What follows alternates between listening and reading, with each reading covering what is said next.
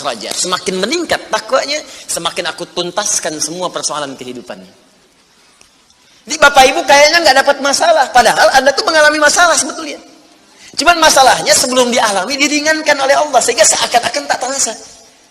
Ada yang langsung masalah dihadapkan di depannya, tapi diberikan ketenangan dalam jiwanya sehingga perasaannya nikmat saja. Padahal sebelumnya tidak begitu. Macet, sebelumnya menghujat, kadang mencela, klakson nggak berhenti, ya, bikin status juga, langsung kasih komen negatif, ya. Jakarta kesini banjir, siapa gubernurnya? Misalnya, apa solusinya? Ini begini, ini begitu. Apa solusinya? Apa ketenangan yang kita dapatkan? Tapi ada orang yang ketika dapat macet, tiba-tiba, Allahu Akbar, dia cuma klik dengan satu tombol, klik keluar murotal.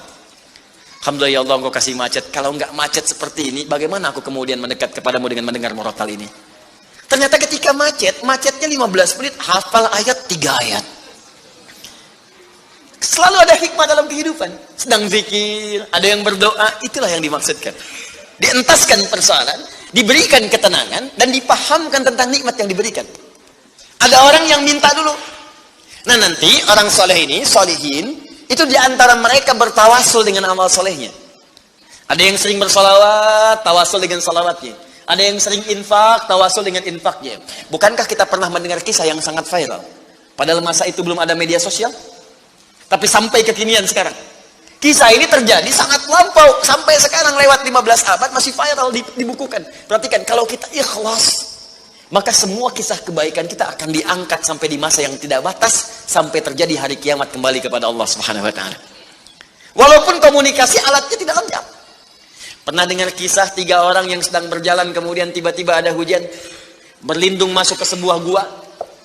Begitu masuk di dalam gua itu, kisahnya sangat populer sekali, sampai ada di Sahih Al-Bukhari, sampai sekarang sering dikisahkan. 3 orang laki-laki sedang berjalan beraktivitas. Tiba-tiba datang hujan deras, berlindung masuk ke dalam sebuah gua.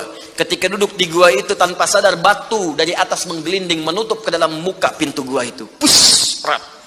Saking padatnya tidak meninggalkan celah yang cukup untuk mereka keluar. Akhirnya setelah reda, berusaha untuk mendorong. 3 orang nggak sanggup. 1 lemas, yang 2 dorong makin nggak sanggup. 1 lebih lemas, 1 orang dorong, ya sama betul-betul nggak sanggup. 3 aja nggak sanggup, 1 pengen dorong, nggak bisa. Akhirnya yang paham rumus ini, dari 3 orang itu mulai berkata kepada teman yang 2, ini mustahil kita bisa kemudian tuntaskan kecuali kita bertawasul dengan amal soleh yang pernah kita kumpulkan dalam hidup. Jika kita sudah merasa tak mampu sebagai makhluk, maka ini tanda dari Allah untuk meminta kepada Khalik. Dan disinilah kita disadarkan oleh Allah pentingnya amal soleh. Maka kalau kita sudah merasa amal soleh kita bermanfaat, bahkan bisa dipakai dalam doa, nanti akan semakin semangat amal solehnya. Itu rumus Pak Bu. Di sekarang banyak orang itu tidak mengerti kenapa mesti beramal soleh. Karena itu ketika diminta beramal, malas. Maghrib sudah sholat, begitu isya kan, Allahu Akbar, ayo isya. Kok cepet amat, barusan udah maghrib sekarang isya lagi. Tapi kalau orang yang mengerti, Allahu Akbar, mudah-mudahan tiap menit sholat. Karena bisa minta. Minta, bukankah dalam sholat itu minta? Ya, Rabbighfirli warhamni wajburni warfa'ni, permintaan semua. Dalam sujud minta lagi, minta. Selesai. Maka 3 orang itu bermohon dengan amalannya. Yang satu mengatakan, ya Allah, saya punya seorang ibu yang saya baktikan hidup saya untuk melayani beliau. Saya bekerja pulang kemudian tidak pernah saya mengambil sesuatu sebelum ibu saya dulu. Apa yang saya lakukan sebelum tidur? Saya kemudian siapkan susu untuknya saat bangun, kemudian saya berikan terlebih dahulu. Saya tidak pernah menyentuh makanan sebelum ibu saya terlebih dahulu menyentuhnya. Satu kali saya datang, ya Allah, mendapati beliau sudah tertidur. Maka saya tidak berani menyentuh kemudian makanan itu. Dan saya punya kebiasaan ketika bangun saya siapkan air susu. Ya, saya bayangkan ibu memberikan ASI kepada saya, maka sekarang saatnya saya memberikan susu kepadanya. Kemudian saya tunggu di sampingnya, saya sampai ibu saya tertidur sampai bangun. Ketika dia bangun, saya tidak pernah terangkan kepadanya bahwa saya memegang nampan itu dari sejak malam sampai dia bangun. Kemudian saya tuangkan, saya minumkan kepada beliau, setelah beliau menyentuh baru saya makan. Kalau ini menjadi amal soleh yang pernah saya kerjakan, ya Allah, dan Engkau ridha dengannya, mohon bebaskan kami dari kungkungan batu ini. Yang tadinya tidak bergerak, begitu didorong bergeser. Mau keluar masih susah. Ya, ini pertanda dari Allah ingin mendengar semua amalan-amalannya supaya adil terdengar keseluruhannya. Kedua, ya Allah, saya pernah mimpin suatu perusahaan, kalau bahasa kita sekarang. Saya pernah punya bisnis, ya Allah. Kemudian ada karyawan saya, tiba kemudian pamit meninggalkan pekerjaan, tapi gajinya belum saya berikan. Lantas saya simpan gaji itu, dia tak kunjung datang. Kemudian saya berinisiatif, ya Allah, untuk menjadikan gajinya dia sebagai modal, karena khawatir kalau pulang nilainya sudah berkurang. Maka dibelikan oleh saya, ya Allah, kambing. Kemudian dikelola kambing itu. Sampai bertahun-tahun datang, kambingnya sudah penuh, ya Allah, dengan berbagai kandang. Ternak sudah banyak. Selapangan sudah kumpul. Begitu dia datang, saya berikan kepadanya semuanya itu, dia mengatakan, kamu bercanda ya? Gaji saya kan cuma 1 juta, kenapa dibalikin tiba-tiba ada 1000 kambing? Orang ini mengatakan, kamu bercanda? Kata orang tadi, tidak, saya tidak bercanda, tapi ini hak kamu yang saya kembalikan. Dikisahkan kisahnya, saya belikan kambing, saya jaga dengan rawat dengan baik. Lantas dia mengambil semua kambing itu, ya Allah, tanpa memberikan kepadaku sedikit pun. Makasih ya, pergi gitu kan. Masya Allah. Ya gitu, kalau Badu itu unik gitu ya, bukan yang di sini, Arab maksudnya, ya. Unik gitu. Jadi lugu, polos, berangkat. Ya, apa yang terjadi? Maka aku pun, ya Allah, menerima dengan berharap ridhomu saja tanpa meminta imbalan sedikit pun darinya. Dia pergi meninggalkanku, aku mengharap ridho darimu. Maka aku bermohon kepadamu, ya Rabb, kalau dengan itu kemudian engkau ridho, maka bebaskan kami dari kungkungan batu ini. Didorong, geser lagi. Perhatikan bagian yang ketiga ini.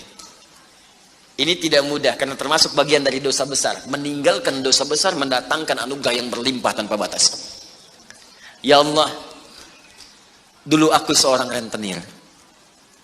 Wah, banyak sekarang ini. Ya, yang benjol-benjol, yang catat-catat. Dulu aku seorang rentenir. Ya. Kemudian, ya Allah, aku pinjamkan kepada orang-orang untuk mengambil bunga yang berlipat dan lebih banyak. Tapi aku mencintai seorang putri dari pamanku. Setiap aku lamar, dia selalu menolak. Putrinya itu orang soleh, Pak, Bu, baik. Makanya di Quran jelas, orang soleh nggak akan dipertemukan dengan yang kurang baik. Tapi jangan pesimis dulu. Caranya jadi orang baik dulu, nanti akan diarahkan pada yang baik. Sabar. Datang sendiri nanti. Ya. Maka apa yang terjadi? Satu saat aku punya kesempatan karena pamannya ternyata butuh modal, aku pinjamkan. Lama dia kemudian tidak bayar-bayar sampai menggelinding hutangnya begitu banyak terkumpul. Datanglah kemudian anak gadisnya kepadaku untuk minta keringanan. Maka aku katakan kepadanya, malam ini pun hutang bapakmu aku akan lunasi seluruhnya tanpa kecuali kalau malam ini engkau mau bergaul denganku. Maka anak perempuan itu sedih, merasa terancam, tapi tak mampu berbuat banyak untuk bapaknya, dia pasrah kemudian mengiyakan.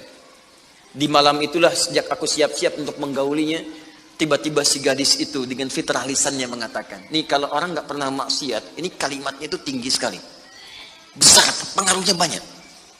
Kata perempuan ini, ittaqillah, paman, bertakwalah kepada Allah. Satu kalimat di gadis itu menggetarkan pada jiwaku, melahirkan rasa takut yang sangat dalam. Aku lari meninggalkannya sambil mengatakan, sudah, bapakmu tak ada utang lagi padaku. Dan aku lari meninggalkannya.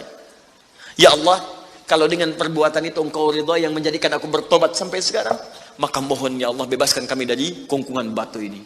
Begitu mau didorong, batunya sudah menggelinding jauh meninggalkan mulut gua itu.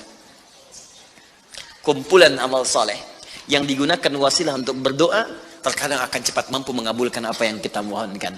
Apalagi kalau yang dimintakan adalah pengalaman meninggalkan perbuatan maksiat yang besar. Kadang maksiat-maksiat itu jangan diikuti. Jauhi, tinggalkan. Nanti saat butuh, minta dengan amalan itu. Itu boleh, ayatnya ada. Yang nyuruh Allah berarti Allah yang menetapkan jalan. Salah satu formulanya mengerjakan itu supaya semangat beramal soleh. Amal soleh itu kan cuma 2. Kalau enggak if'al, wala taf'al. Do it, live it. Kerjakan, tinggalkan. Kerjakan sholat, jauhi zina. Kerjakan kemudian infak, jauhi bohong. Kerjakan ini, tinggalkan ini. Anda cukup kerjakan, tinggalkan. Dan dengan wasilah itu minta kepada Allah. Jelas sampai sini? Nah, ini mungkin doa banyak disampaikan tapi jarang terkabulkan. Karena pengertiannya terbalik. Yang ditinggalkan dikerjakan, yang dikerjakan ditinggalkan. Terus dengan pedenya minta, ya Allah mohon kabulkan. Susah. Kenapa? Naktas sauda. Ketika berbuat maksiat mulai ada penutup, kemudian dicawan hatinya. Mulai yang ringan dulu begini. Sehingga saat cahaya akan masuk tidak tembus. Sedikit-sedikit. Allahu Akbar, Allahu Akbar.